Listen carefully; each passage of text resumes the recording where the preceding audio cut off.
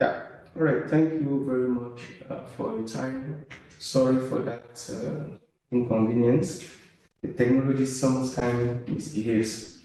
So this is the first webinar of a series, and we are going to be running a few of them as we run this election process.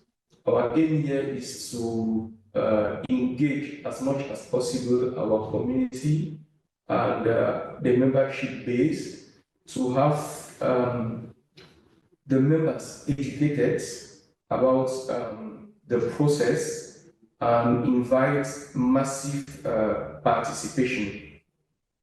So next slide. Yeah, so today we will have to discuss about 5 elements. First, the constraint of the bylaws in running this process. We are going to share with you the new election process on how to designate a voter and discuss why you should trust us and trust the new process that we are going to share with you. Also talk a bit about our engagement plan, and invite all of you to participate. Next slide. So this is the new election committee. Myself, Musa Stephen Holiday, I'm chairing this committee. Together with me throughout this election period, we'll be having Malvi Gokul, Kishna Dondi, and Mukom Samo. We are all together in this webinar, and we will be interacting with you to answer a few of your questions about the election process. Next. So let's start with a brief on the situation of AFRINIC.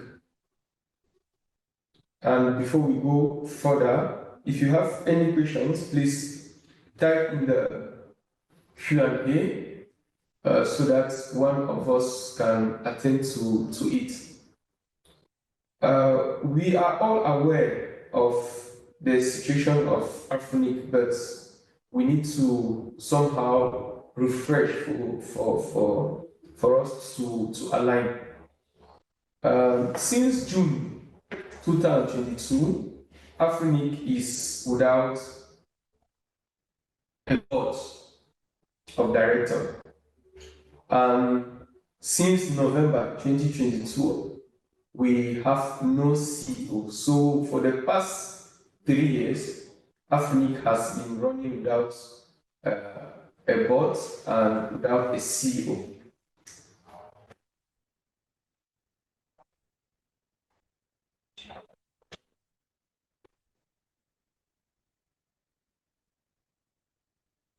Recording in progress.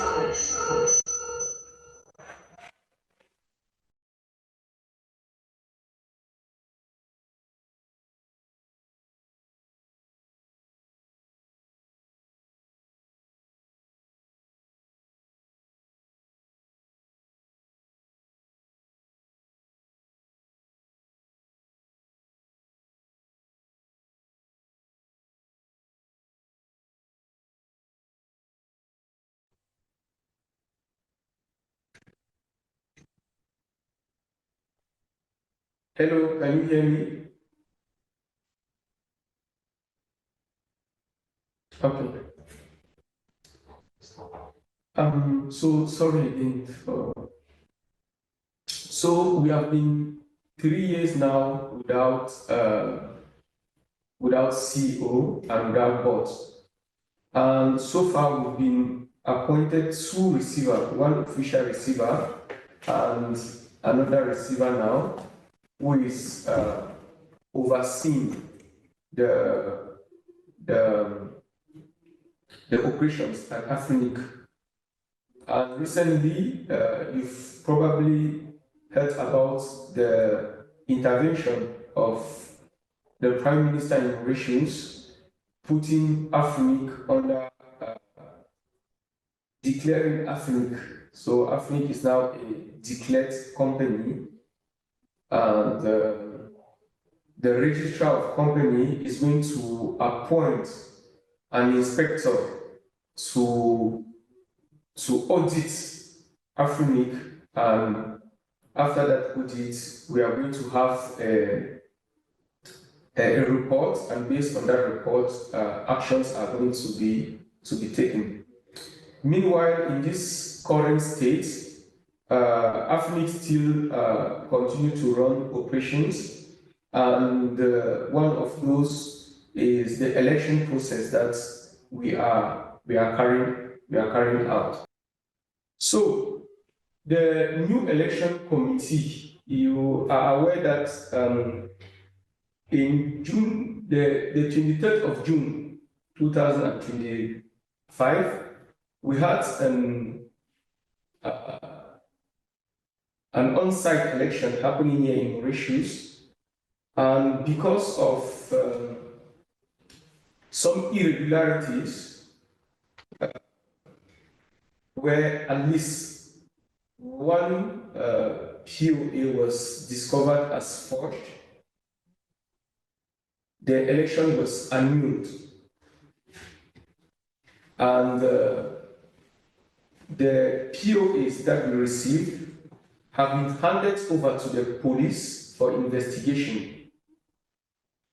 Meanwhile, the receiver seek from the court in Mauritius an extension of the election period, and this has been granted till the 30th of September 2025, where he is mandated to organize the election. So far, an election committee has been appointed, which I just shared with you, the members of this committee. And this committee is going to provide logistics to organize these new elections. What we want here, this is an independent committee. We have the leadership on the process, and what we promise to offer here is a very transparent process, where throughout the process we'll be sharing with the community, with the membership base, and the global internet stakeholders. We have learned from the past process that has failed, and we want to use these lessons to strengthen this new process that we are running. And we are collaborating with the community, the other stakeholders, the staff at AFRINIC, and the non-com that the receiver is yet to appoint. You probably saw the announcement, the call for volunteers to sit to volunteer as non-com, and the receiver has received many candidates, and he will be releasing the members of the non-com soon. Next, please. So, in as much as possible, we want this process to adhere by the bylaws, and obey also the laws in Mauritius. But we all know that there are some limitations, so we cannot follow the bylaws 100%. And the relevant court cases that are governing this election are published online for everyone to view. We have released a new portal for this election where we publish all information relevant to the election, including all the court cases. We are running this process with the best interest of AFRINIC in mind. We want to restore the governance of AFRINIC. So, this is one of those court cases that we want to share with you. The court case of 12 February 2025 appointing Mr. Dabi as the receiver of AFRINIC and referencing another court case, the court case of 12 September 2023. Next, please. In this court case, as you can see, the court is aware of the situation, the current situation, and understand that there are some provisions of the bylaws that we can satisfy. So, based on this, where there is deviation, we will deviate with the spirit of the bylaw in mind and the best interest of AFRINIC in mind. Next, please. So, who can vote in this election? All members in good standing with a cutoff date of 19 September 2023 as per the court order dated 25 November 2024. Bear in mind that only resource members can vote. Registered members and associate members cannot vote. Only resource members in good standing with a cutoff date of 19 September 2023. It means that all members that are in good standing and have become member till the 18th of September 2023 can vote.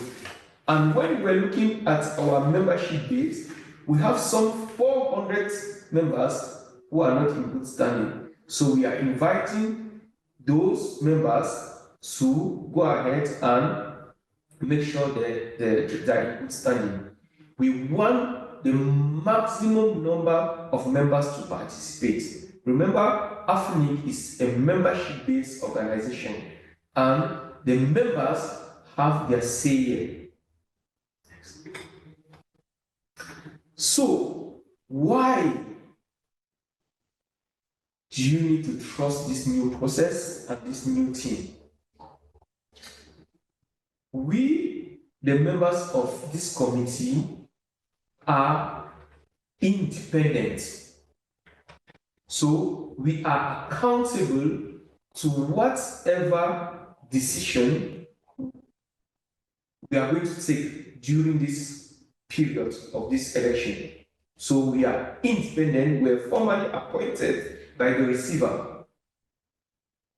We are running this election process independently. We are going to learn from the past failure that we had, and one of the decisions that we took is that during this election, we are not going to allow POAs and proxies. The election is going to happen 100% online, and any member can vote from wherever they are, provided they have an internet connection. So you don't need to appoint a proxy. You can vote by your own. The reason why we had proxies was that during our AGMM, people used to travel to on-site physical AGMM, and Since not all members could travel, we needed proxy to represent those who could not travel. But now that the election is 100% online, everyone can vote. This process, we guarantee that it's going to be transparent and auditable. We are keeping records of everything that we do. This was even the requirement, one of the requirements of the online portal that we have selected for this election is that we want a log of all the transactions stored cryptographically. And we guarantee you that we'll have continuous engagement with the membership throughout this election period. So we are going to communicate with the members all the steps. We are going to communicate with members to educate them on how to register, how to vote, how to become a candidate. And at the end, when we will select the voters, the list of voters is going to be publicly available, published on our website, so that everyone can see who is voting.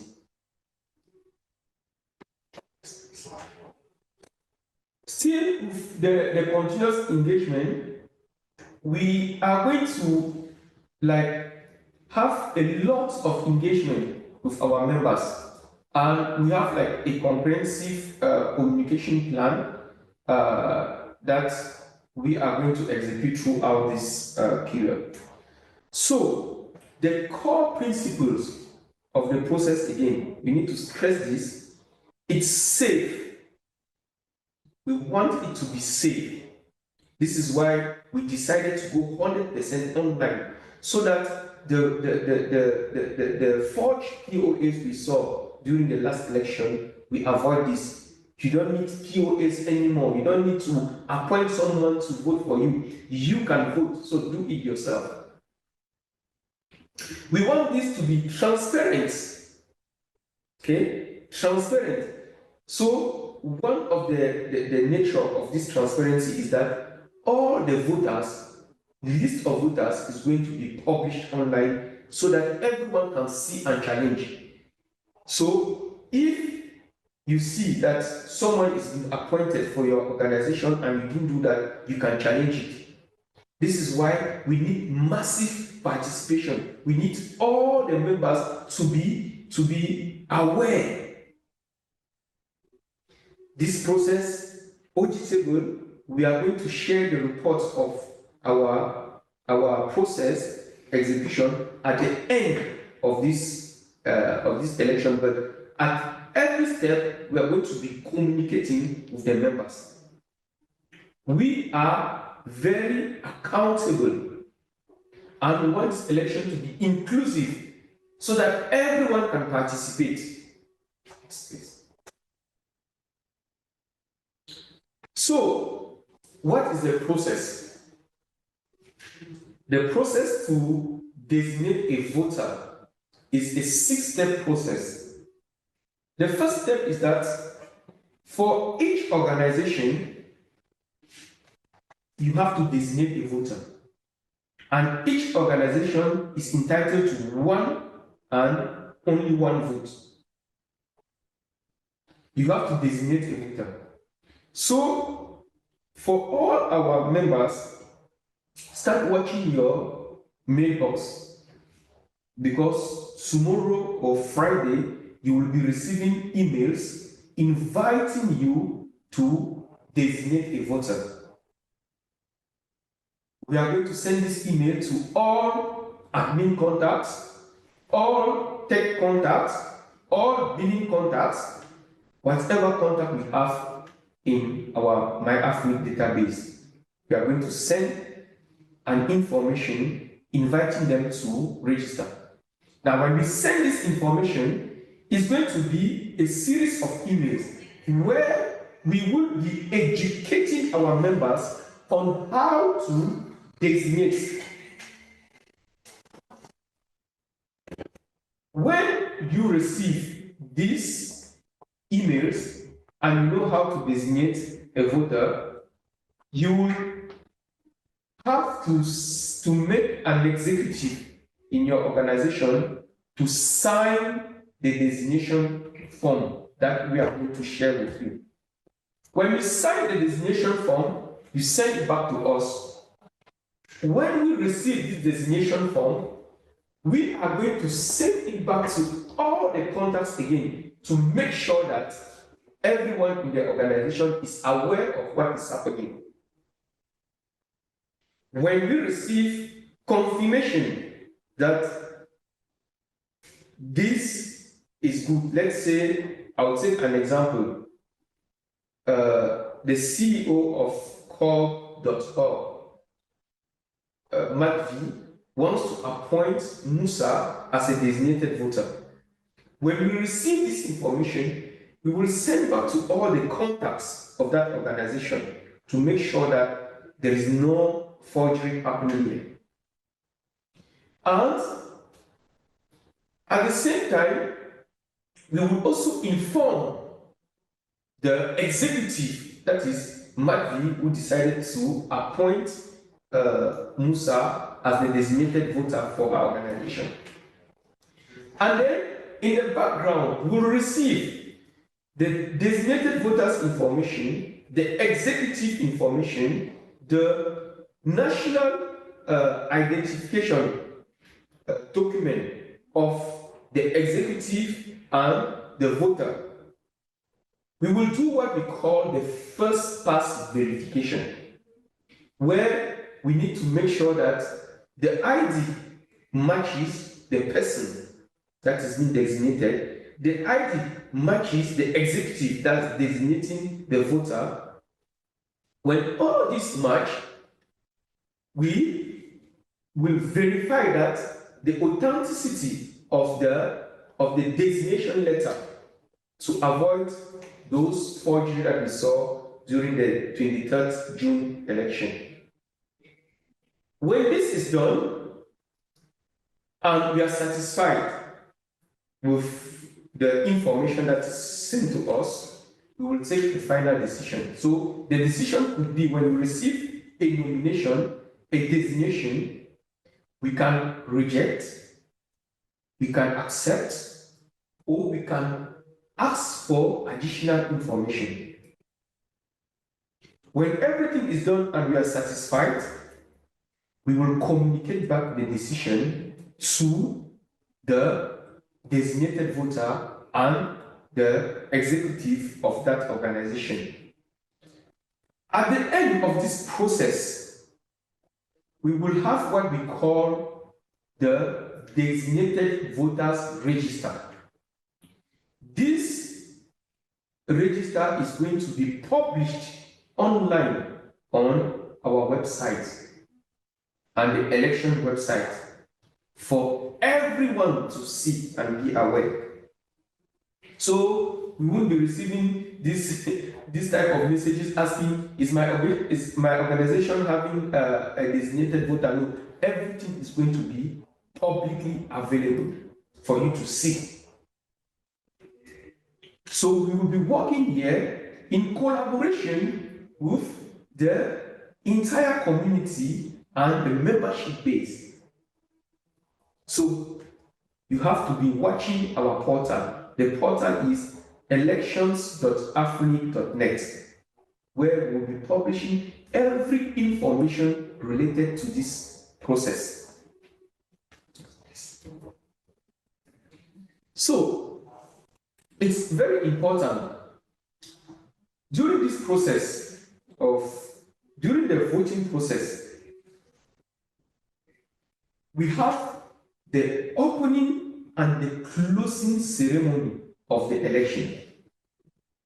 Because after we have the list of candidates that the NOMCOM is going to publish, the list of the voters will give a period for the candidates to do their campaign, to do the canvassing, to convince the membership to vote them, and after that period, we are going to open the elections for 1 week.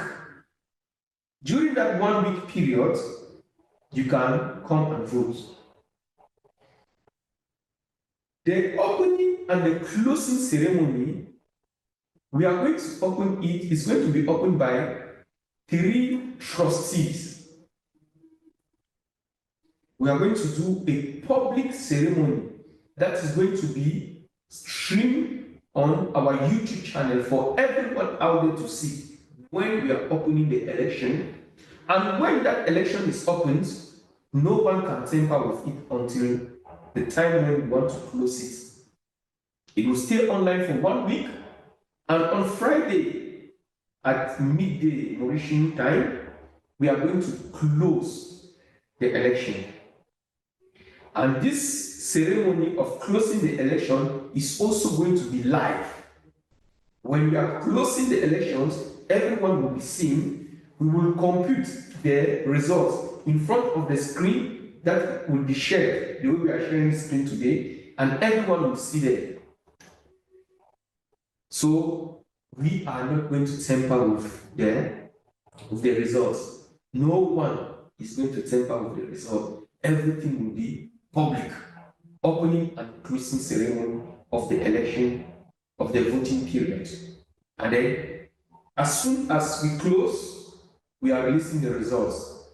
Now, when there is a particular situation that can happen there, if there is a tie between, let's say, two candidates, what is specified in the AFRINIC bylaw is that we need to have a draw. So that is going to happen during that live ceremony. Next, please. So, as we said, we want the maximum numbers of members to take part in this election. We also want the maximum number of communities members, people from the African community, to participate, to become candidates, so that we can have a good number of candidates with good quality and that can run this organization. So our comprehensive communication plan is to make sure that we have a maximum number of registrants. So we are going to reach out to you, be ready for that. We are going to reach out to you on email. We'll be having this type of webinars. We'll be having YouTube videos that we are going to share with you so that you are aware of everything that is going on. We are going to have voters education. We are going to educate our voters on how to register, how to cast a vote, and so on, how to watch after you've cast the vote. And we are going to have also like a lot of multimedia outreach, webinars, videos, and so on. And we are actively listening to you. If you have any queries about this election, feel free to contact us directly on the ECOM 2022 at AFRINIC, 2025 at afrinic.net. So, next. Now, after saying all this, last week or the week before, we received complaints from some of our members that there are some organizations that are reaching out to them, asking them to sign power of attorneys for the upcoming elections. The only authoritative source of information about this election is the ECOM, is AFRINIC, and is the NOMCOM. We are not collaborating with any organization out there about these elections. And for this election, there will be no power of attorney, no proxy. You will cast your vote by yourself.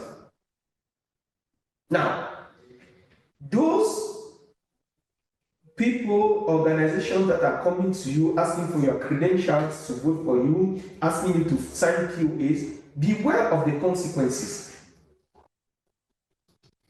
If you are going to sell your votes for someone else to vote for you, think twice.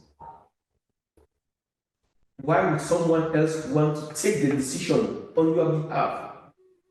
You are a full member of AFRINIC. So take the decisions to guide the direction of this company, of this organization. And also, don't share your credentials, because if you share my AFRINIC credentials with someone else, they can do everything with your resources. They can transfer your resources. They can do allocations of your resources. They can create RPKI objects on your resources, and so on and so forth. If you sign POAs for someone, that person is legitimate you. They can do whatever they want in the name of your organization. So beware. No organization has been mandated by AFRINIC to do whatever about this election or in the name of AFRINIC. Everything that you need, if you have a question, write us directly on our email, ecom2025@afrinic.net, and we are going to reach out to you within 48 hours maximum. So, for the election timeline, we have some key milestones here. The voters' designation opens today, and we will be sending you educational emails for you to know what is the process and how to appoint a voter for your organization. For the candidates, AFRINIC is still working on the non-com, and you will probably hear from us today, tomorrow, or Friday about the new members of the non-com. And when the members of the non-com come in, they will now determine when they want to start receiving candidates' nomination. From the 18th of August, after we've received all the candidates will now be able to start doing their campaigns. The 22nd of August, we will be publishing on our website and on the elections website and on AFRINIC website the list of voters for you to see. And if there is something that you want to challenge, you can challenge. Voting is going to start on the 25th of August and will last for 1 week and end on the 29th of August, where we will release the results of the elections. So, that said, this is what we had to share with you. If you have any question, feel free to type in the Q&A, and we are going to attend to you. Thank you for listening.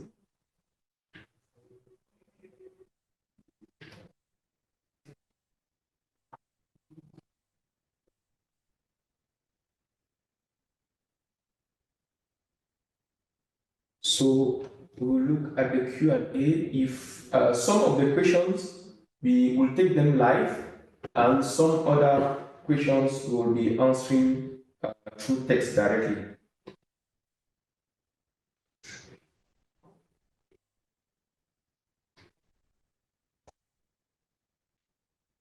So bear in mind that we are not going to deviate from the purpose of this webinar.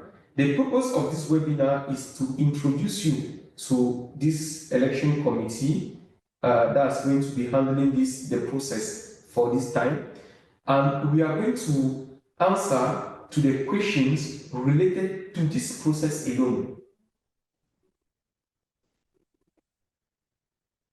Okay, so the members of the committee are looking at the questions, and some of them you will receive text and some will answer live.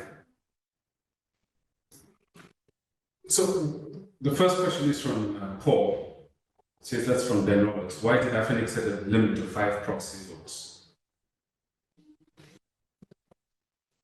5 proxy votes and then allow groups to turn up with many more powers of attorneys. All we can say is that that was, we've learned from that mistake, and that's why we're not repeating it this time around. And the second part of the question says, why has AFRINIC not maintained a consistent policy position on dealing with representation of parties? That also is a governance question. The last bylaws review happened around maybe 4 or 5 weeks ago. But this question was not addressed because there were a lot of things that were proposed for changes to the bylaws. This question did not make it, did not make it. But now that we have the experience of how damaging it can be, this is definitely one of the reasons why we need to put a board in place so that the bylaws review becomes something a priority that the board of directors, of course, in conjunction with the community, should handle.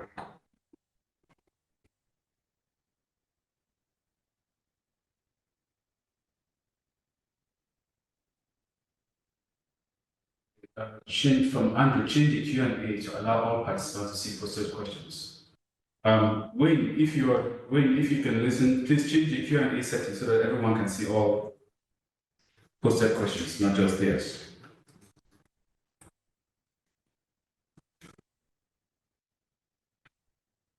Second question is from Paul. Again from Paul, from Ben Roberts. Why did AFRINIC insist on directors' signatures for proxies and e-votes, but allow ones to submit powers of attorney signed by unverified junior staff? And then Paul's addition. Why does AFRINIC not maintain a consistent policy record of mandates to represent and act on behalf of the juristic person in accordance with their practice? Again, to report lessons learned. That is why the process that my colleague has just explained, every record that someone submits that says this is the basis for which I'm making the designated record will have complete records, verifiable and auditable by a third party. So we've learned that lesson.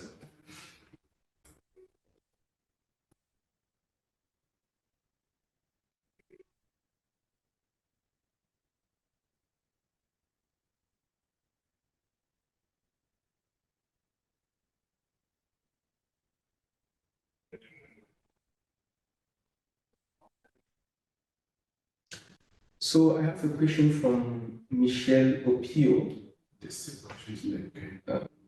It's how will the privacy issue be handled with the publishing of the names of voters to ensure no dispute post publication on data protection and handling protocols? Gina, I want to take that. Okay, thank you, Chair. In fact, we will have a privacy notice once the registration form is out there and live. So there will be a privacy notice giving you all the necessary information as to how data will be collected and the purpose for which they will be processed. And we will, of course, be requiring your consent for the purposes of collecting and processing your data. Thank you. Okay, it's another question from Ben Roberts. Will you verify that the email domain of the selected voter matches the valid domain of the voter? Absolutely. So one of the things that are going to be done as part of the first pass verification by staff is if MUCOM claims that Ben Roberts designated me, obviously we need to check that no, MUCOM's email address matches Roberts' email address. But also, does it match the email domain names of the registered contacts we already have? So if there's a discrepancy there, that's the first basis to consider that a suspicious attempt. So absolutely we will do that. but also check. So someone claims, someone called Mukon fills a form claiming that someone called Ben Roberts as the CEO. Of course, we'll mirror that information. We can, if need be, we can go to your website, we check what's there, we can look at LinkedIn. So there's going to be a checklist of just common sense checks that we can do to make sure that there's no verification. But ultimately, that's why the communication with the registered contacts, those are the people that we ultimately trust. Either because from the billing contact, they've been responsible for paying us money every year for at least 5 years, or they have usernames and passwords to my AFRINIC. So the fact that those registered contacts reply to the nomination notification and say, this is okay, this is legitimate, that is one way that would. Those are some of the other checks.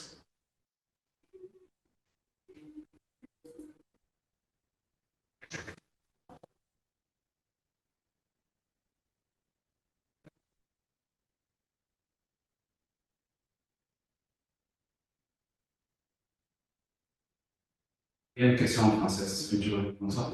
Laquelle, s'il te plaît? Okay. So Andrew, I think, can you confirm if everyone can answer so I can? Yeah, I need Andrew.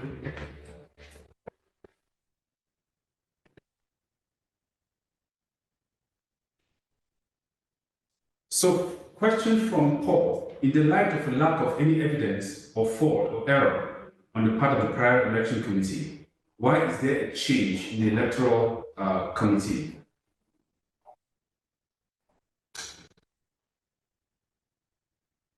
So, based upon information from the receiver, you've already heard that the police have gotten involved in this.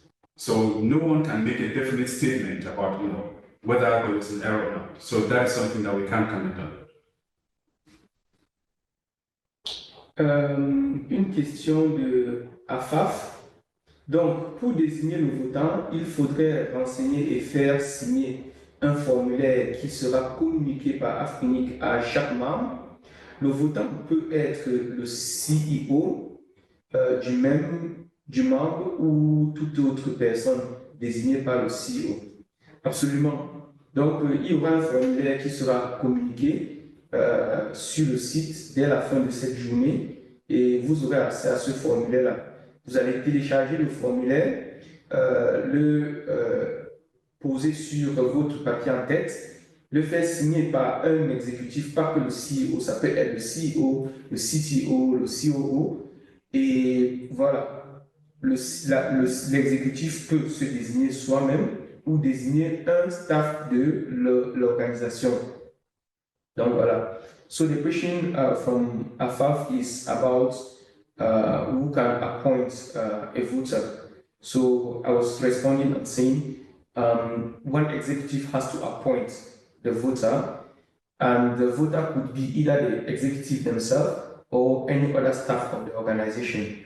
There is a form that we will make available on the election portal, and you can download and put it on the letterhead of your organization, get the executive to sign, and then you send it back through the mechanism that we are going to describe to you in the upcoming days.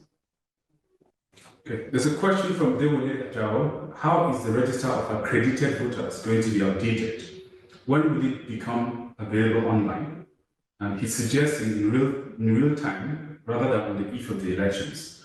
It would be nice to know how much progress is being made by the member services as regards reaching members to ensure that the current voter apathy levels have been reduced. Thank you, Dewole, for that important question.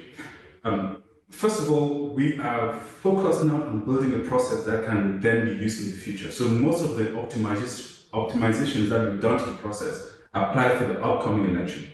Yes, as soon as we receive a nomination and it passes our first pass verification, we'll publish it to the website almost continuously. But at least for at least 1 week before the voting opens, the list is going to be available online, those that we have cleared as pass or not pass. And as to the question of voter apathy, the entire team at AFRINIC is committed to do whatever it takes to get as many people as possible, as many members. So if you are unable to reach a member to designate a voter after 7 emails. If you have to get on phone calls and start calling people, that's exactly what we tend to do. And hopefully, we'll have some kind of a dashboard on the website that says the percentage of members who have designated a voter. So that way, the members in our community can help us, spread the word. And also, we have in this webinar 206 participants, including the panel and some AFRINIC staff. We hope that all these participants are already like the first who are going to do this designation as soon as we do this. And then now we'll have to go and look for more. And we also want to rely on you to spread the news, because we want this to be a community effort. Thank you.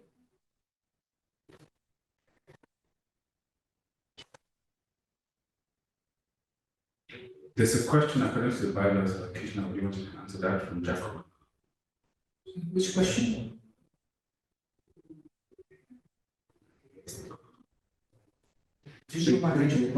Jacob. So let me answer. Okay, while Kitchener is preparing for that, let me answer another question here from Ben Roberts. Okay, from Ben Roberts. Will the online voting platform still be provided by Civica? Do we have an answer to that right now? No, it's not Civica. Yeah, it's definitely not Civica. For the reasons for the choice is that we evaluated a couple of different options. We had a rigorous list of things that we want to see as attributes, and so we evaluated a couple of different options, and Civica did not make the cut. But also, since it was used in the last election, as much as possible, we want to cut a break from that. So can I take that question? Yes, you can take it. Okay, thank you. Why we have a cut-off date of 19th September 2023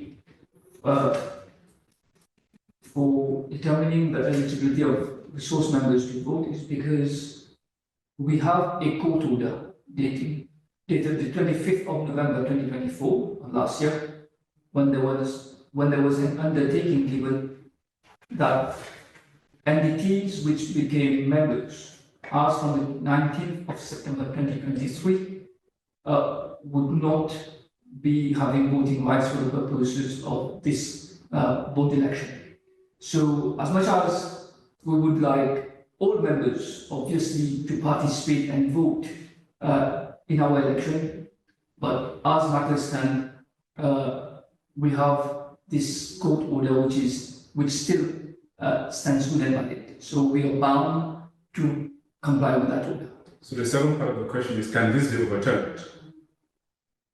Well, that would be difficult for the ECOM to take to reply to that aspect of the question, because that would be a prerogative of the receiver, by obviously taking into account several factors that the receiver would be taking. But it takes outside the scope of the election committee. Yes. Question from Ben Roberts. Will the ECOM commit to answering all emails? Yes, we commit to answering all emails. Emails that are within our circle of control and influence to answer. We cannot answer emails about things that, according to the bylaws, we can't talk about. So, for example, the constitution of the nominating committee and all of that. The bylaws very clearly delineates what ECOM is able to do. So any question that relates to things that are under our circle of influence, circle of control, we will definitely try to get your response within 2 days. Yeah.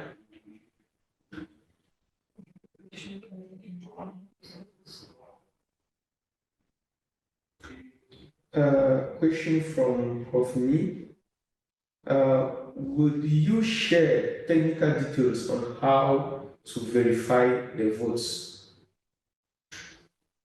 Okay, to verify the votes, the vote themselves on the platform, so no one knows who you voted for. Okay, so when you cast the vote, you alone know who you voted for. But what we can share is the statistics about the number of people who registered and the number of people who voted. This is an information that we have. But like who voted for who, we don't have that information. And also, because of the way we structured the process, we are going to have a list of designated voters. It is going to be possible to audit whether, if you want to do it one by one or random sample, whether the people who did indeed vote are indeed the people who are registered to vote. So we've structured the process so that it's going to be possible to audit that. You can tell, okay, Professor Lee was designated as the voter for Ghana.com. Now, someone claiming to be Professor Lee voted on the e-voting platform. Are they the same person? Yes, it's going to be possible to authenticate that, but you just can't tell who did Professor Lee vote for.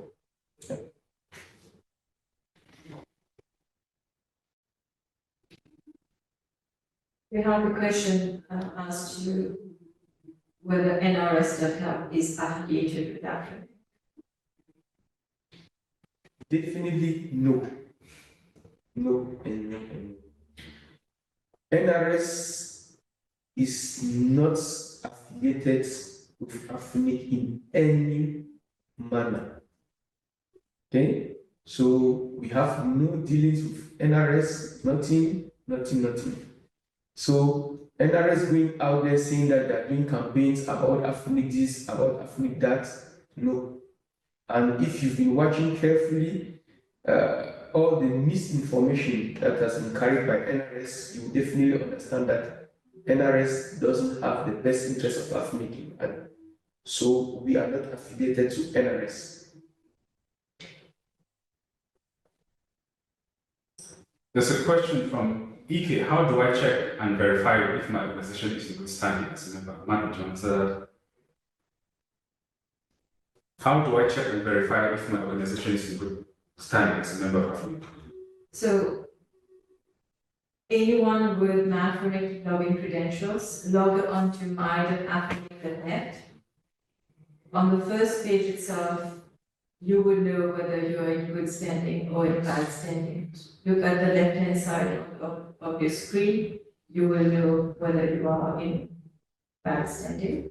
Now, for those eligible members who want to participate in the upcoming elections, if you are in bad standing, we encourage you to pay and then come and designate your voter. That will simplify the process for you.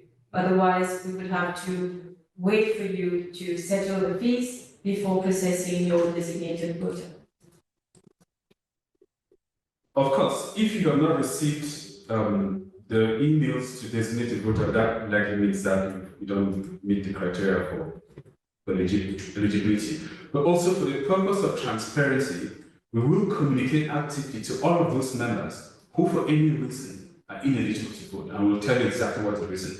It's a court order, it's because you're not in good standing, etc. So all of those members will receive an email from us telling you why you are not eligible to vote, understand, and what you can do to remedy that if it's possible.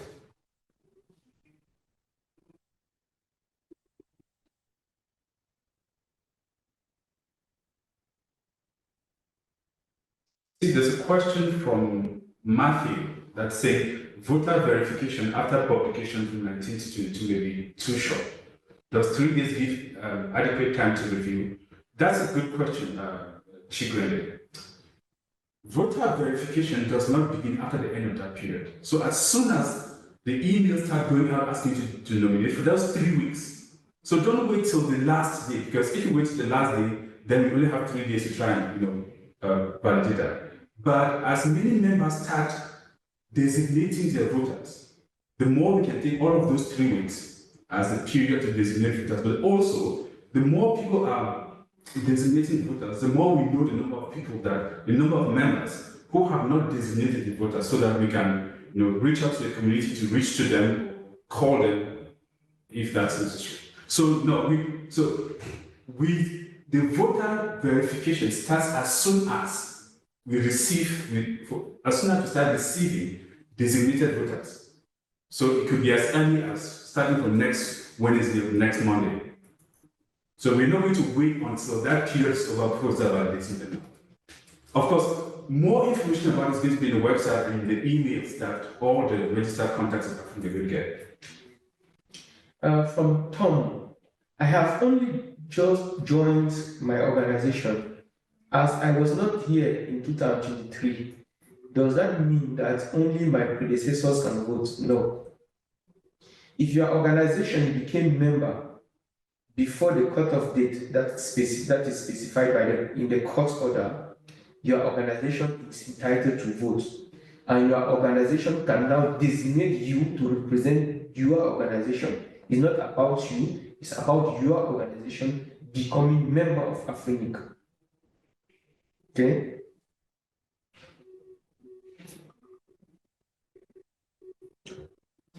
So there's a question from an anonymous attendee who can be designated a voter.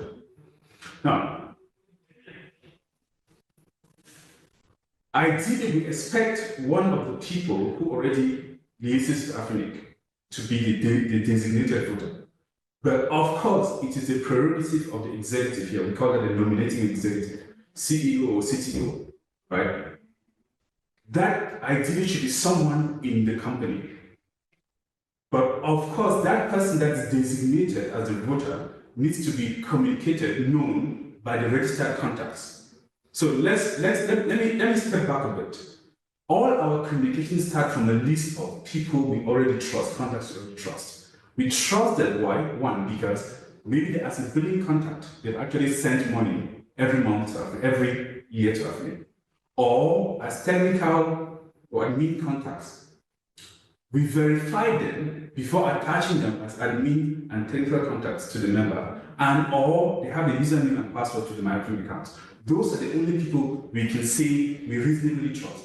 So any name or email that comes from outside, we will need these trusted people and or our community to help us say these are legitimate. Right? So who can be designated? Someone who works in the same company as the executive, ideally one of the registered members that we already have.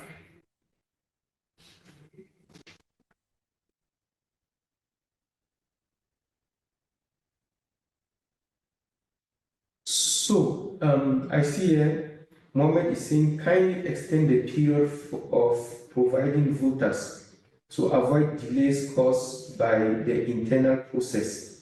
Make it proper, period. So, we will have more than 3 weeks for this exercise.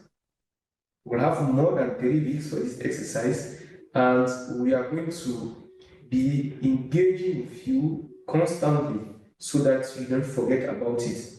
And the process internally is not as complex as you think.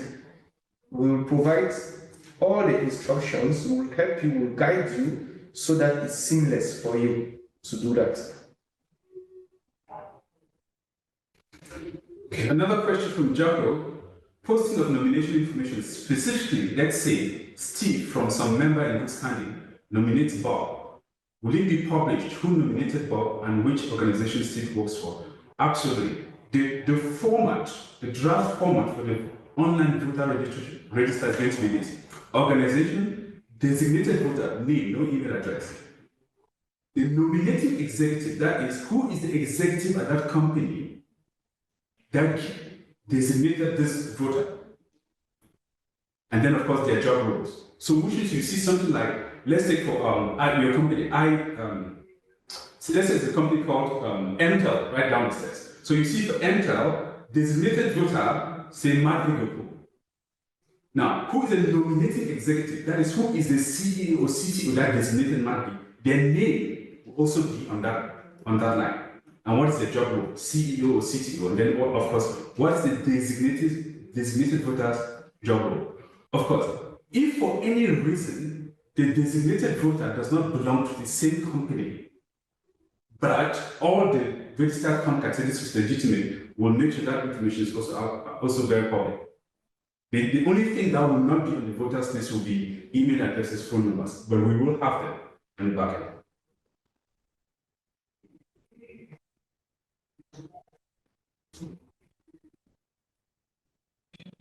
see.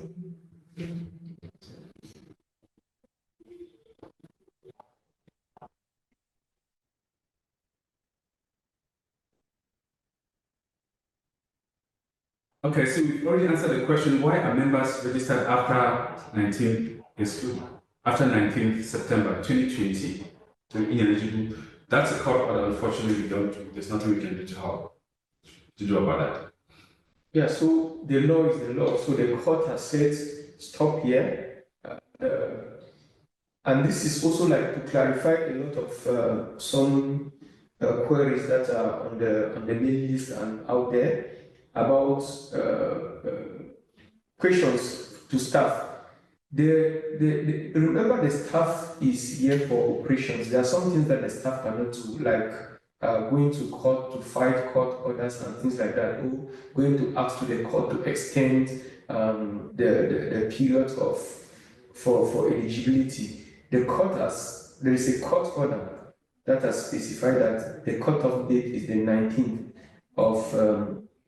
of September 2023. So we are obeying to that court order. If we don't obey that court order, we are going to be incompetent.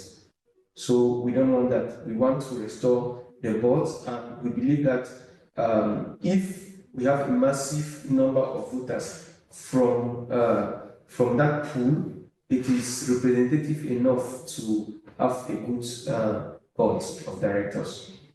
Il y a une question ici par AFAF. Sur la liste des votants qui sera publiée, vous allez mettre le nom des membres de l'organisation ou aussi le nom des personnes désignées pour effectuer le vote. Tu veux répondre à ça? Nous allons mettre le nom de la personne qui est désignée pour le vote, le nom de la personne qui l'a désigné, le nom de l'organisation. Donc voilà les informations qui seront disponibles. Il n'y aura pas des informations de contact comme l'adresse email, le numéro de téléphone. Donc il n'y aura pas d'informations privées, juste les noms et l'organisation. So question from Aruna Watara, how to avoid that a structure designs more than one voter for the same structure? It's the same candidate who are maintained, or will it be new designation of the candidates? How many members potential is there at AFRINIC? Is it permitted to know the potential number of voters?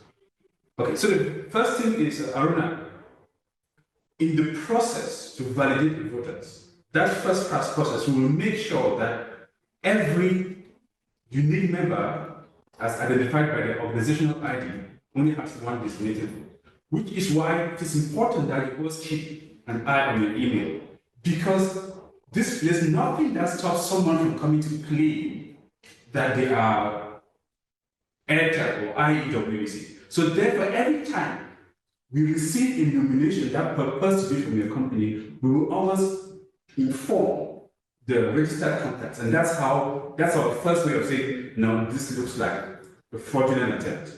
So yes, the procedure will make sure that there's only one designated voter per organization. And of course, the way you see that is also going to be online.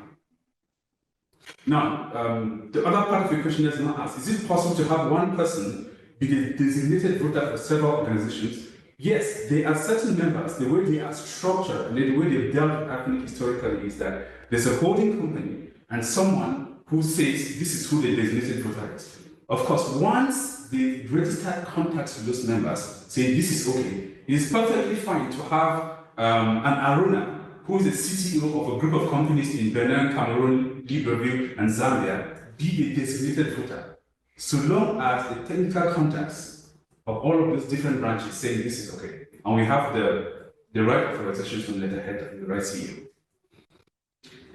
The other part of the question is how many members potential? AFRINIC has about 2,500 members, 400 of whom are not eligible to vote because of the court order. So we have at least 2,000 potential members that are going to vote. But just keep an eye on the website. We'll have more detailed statistics about the total number of members, those who have designated, so we know how far we're making progress. Because one of the most important things that we need to do in this election is to make sure that a sufficiently representative number of the source members turn out and vote.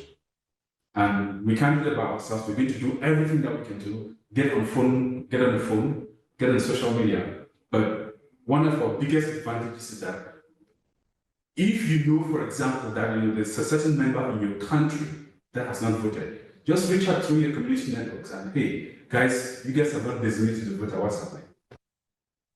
Yeah. Marketing is suggesting that we capture the IP address of people voting in case there are allegations. Yeah, this is something that is going to be kept in logs cryptographically. So we still have 22 questions. In the interest of time, this webinar was meant to last for an hour. We've got 24 minutes extra. And maybe if you are still interested in staying for us to address these questions, please just type in the chat. If not, we will have to collect the rest of the questions and try to have an email with answers to these questions, to those that we can answer, because there are some that are out of the scope of our duty. So type in the chat, do you still want to stay for another 15 minutes in this webinar?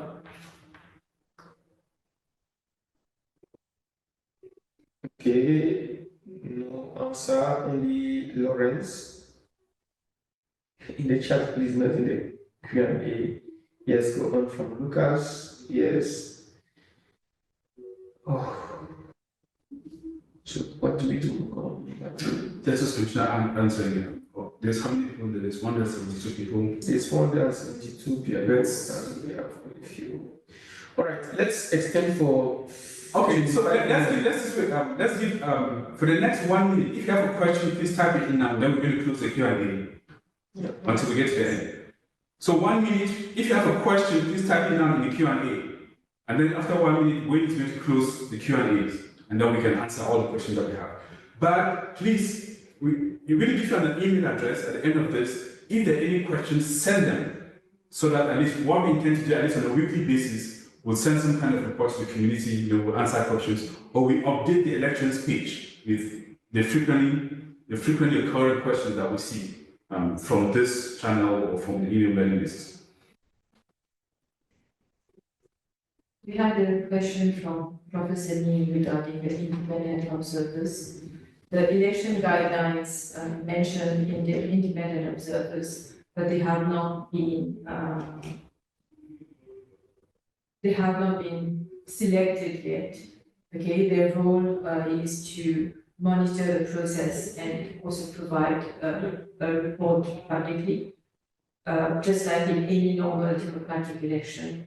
There are observers who monitor the electoral process and give a submit a report whether they notice any irregularities or whether the process was that is a good question. We don't yet have an answer exactly how to do that, simply because most times all elections have happened outside. So it was easy to know. We appoint elections observers, and they literally stand over the elections committee as the ballots are handed over. They stand over the people counting. They stand over every step of it. We are going to think about how we can replicate that capability in an election that's completely online. But if you've got some suggestions, we will be very happy to consider. Yeah.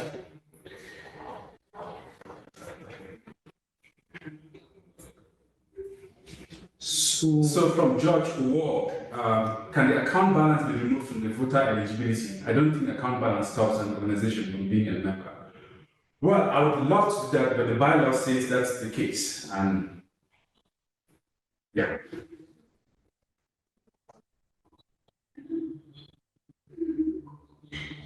If I can add to that, it's already in July, and all membership fees were due by the 31st of January of this year. Yeah. So when you say members in good standing, bear in mind that is membership for up to 2025, not the the invoices that you will be receiving soon in November. So that's it. It's for the invoices that you received last year, not the one that you are going to receive soon.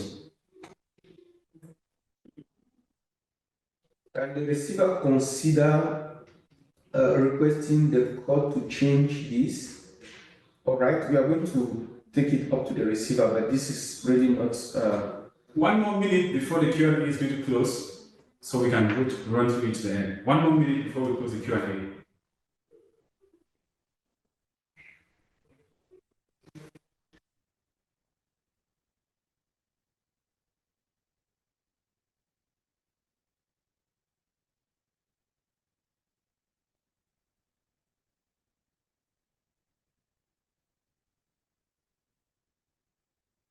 Okay.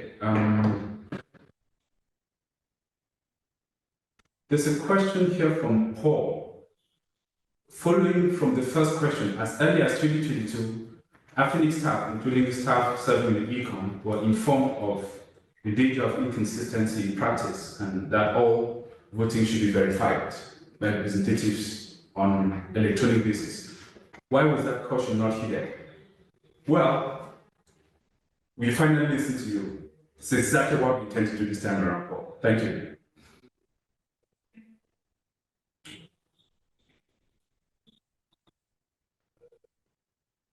The question about eligible members, how many eligible members are there? Can you give us an estimate?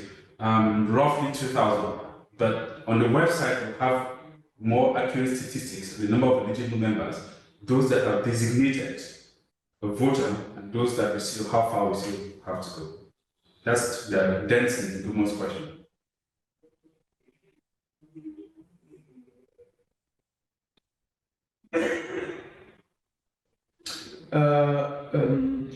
Can we please get the members' details that provided nominations for the board as well for transparency reasons, as Jaco suggested?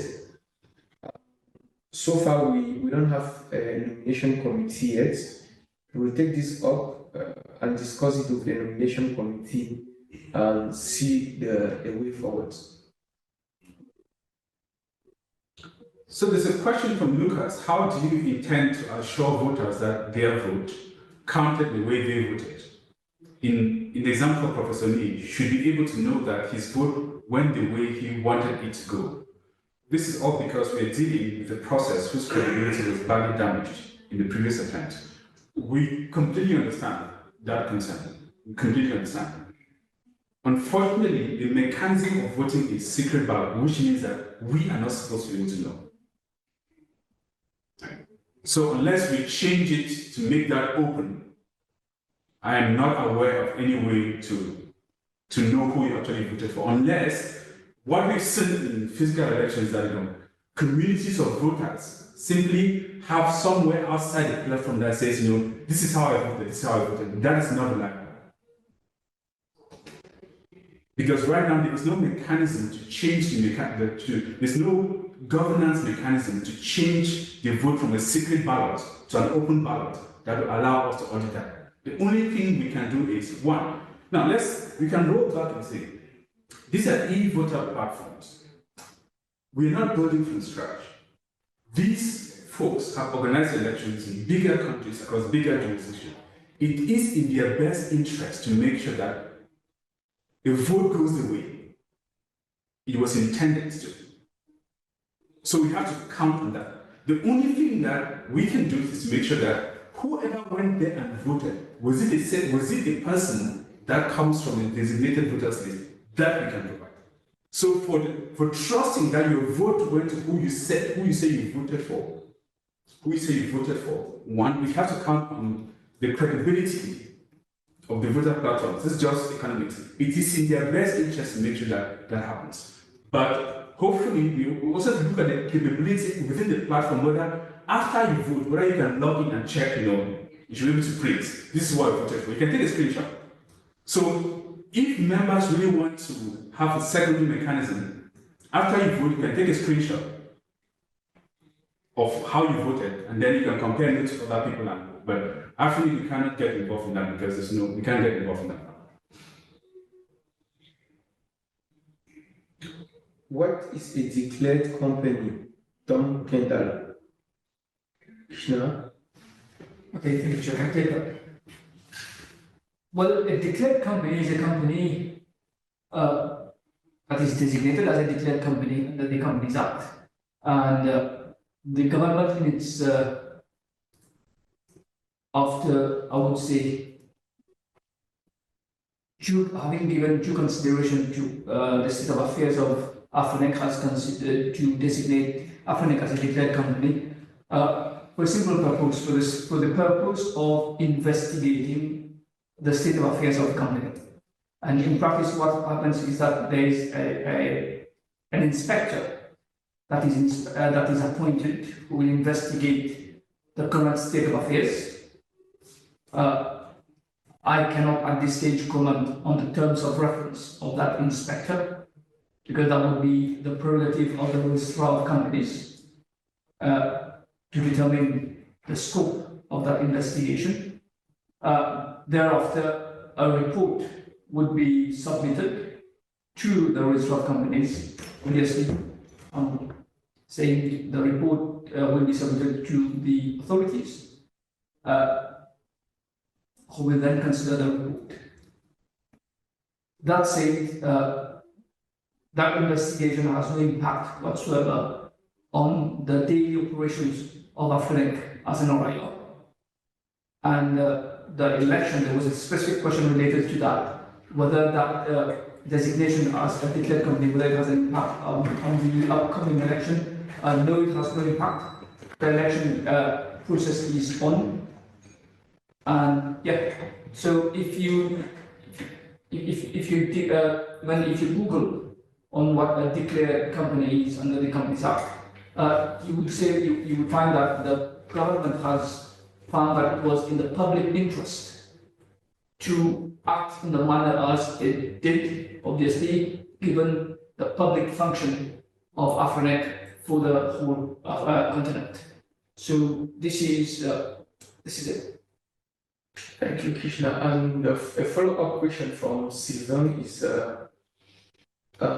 what is the impact of this on with regards to the ongoing elections? I think Krishna addressed that already. There's another question here from Brian Longway, who says, the warnings given here about people soliciting to purchase votes are not enough. Can AFRINIC publish videos online, YouTube, LinkedIn, etc., with these warnings, and also on the website and across our community and mailing lists? We absolutely will do that, but not just that. One of the things we want to introduce in this election is going to be a voter education series.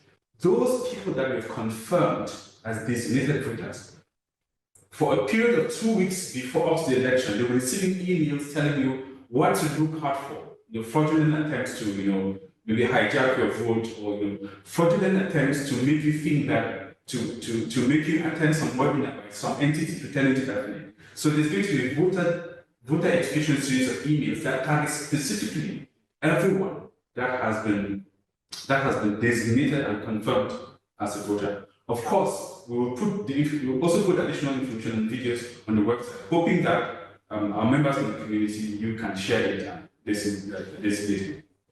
After ballots are cast, what post-election details will be made public in the interest of accountability and transparency? So first of all, the results are going to be public. We are going to know who are the new directors, and within the frame of maximum a week, we'll publish a detailed report of all what has been done. With statistics, the numbers of registrants, the numbers of designations we received, the number that were rejected, the number that were accepted, the numbers of voters. So this is something that we are going to publish for the sake of transparency. And obviously, if there is need for audits of all what we've done, we've made sure that we will be able to provide access to data for you to audit this process.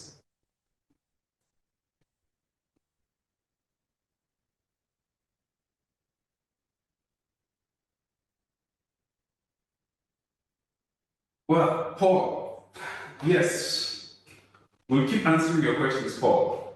And I love Amarola. For both of Amarola, I've answered 27 more questions per day for you. So send us the questions. So from Lucas, how do you intend to assure voters that their vote counted the way they voted? In the example of Professor Lee, should be able to know that his vote went away. We've already answered that question. It's a secret ballot. AFRINIC cannot do that unless you change the type of election from being secret to open.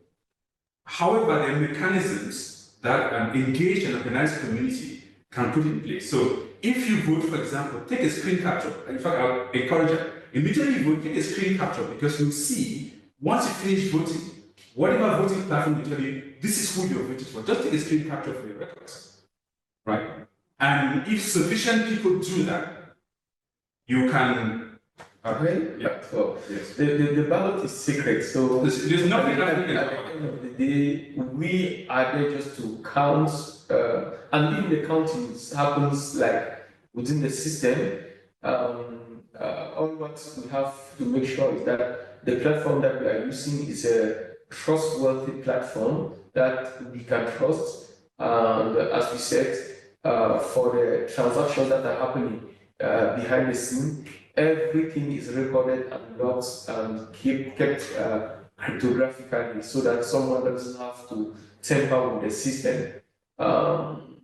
So it's secret. We don't know who you are voting.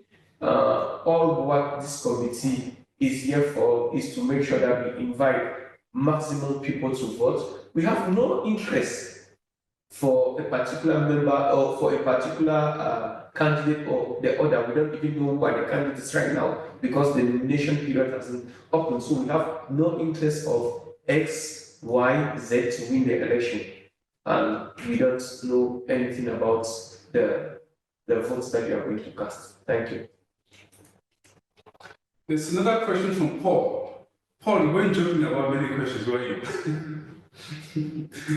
Next webinar, we'll put a quota of questions for Paul. I'm joking.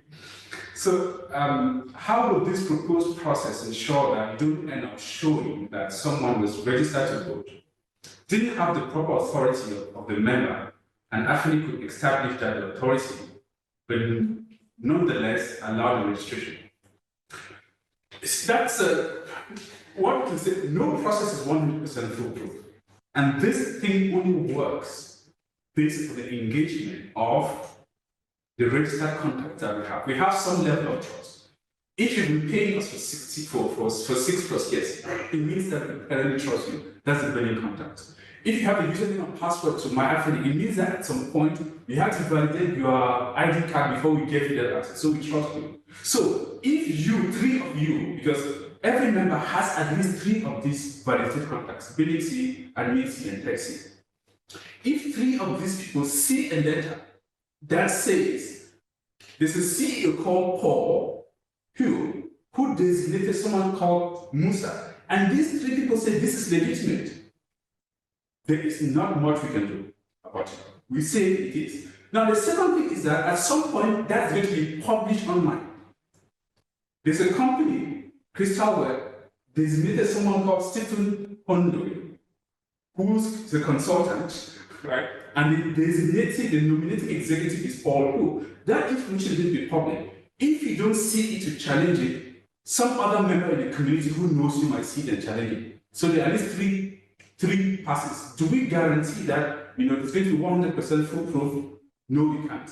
But we intend to do all of our best to make sure these 3 mechanisms for authentication happen. And we will not tolerate any attempt to fraud. If we know it, we won't let it pass.